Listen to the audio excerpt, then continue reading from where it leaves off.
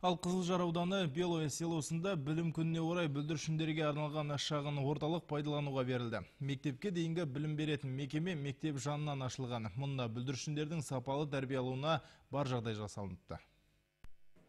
Бүгін Белое селосының тұрғындары үшін айтулы күн. Білім күнімен қатар көптен күткен балалар шағын орталығы ашылды. Іс-шарада ата-аналар мен ұстаздарды Қызылжар ауданының әкімі Болат Жұмабеков құттықтады. Аудан әкімі биыл мектеп табалдырығын аттаған бүлдіршіндерге елбасы Нұрсұлтан Назарбаевтың атынан "Менің отаным Қазақстан" атты кітаптар табыстап, оқушыларды білім күнімен құттықтады. Әр елдің көркеюі, әр елдің бір жақсы көрсеткіші ол әрине білім саласы. Сондықтан елбасы осы білім саласына ерекше көңіл аударып, жан-жақтан қолдау өткізіп жатыр. Оны бәріңіз білесіз. Әртүрлі бағдарламалар бар. Сол бағдарламаларды іске асырып, еліміз шынында үлкен жақсы жетістіктерге жетіп жатыр.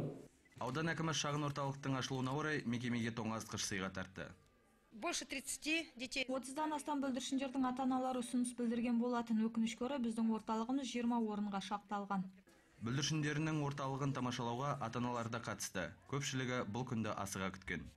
Мои внучки Адели. Менің немерем 4 жаста ғана, ол балабақшаға барған емес, сондықтан өте қобалжулы. Шағын орталықтың ашылғаны өте қуантарлық жағдай. Ата-аналары еш алаңсыз өз жұмыстарымен айналыса алады.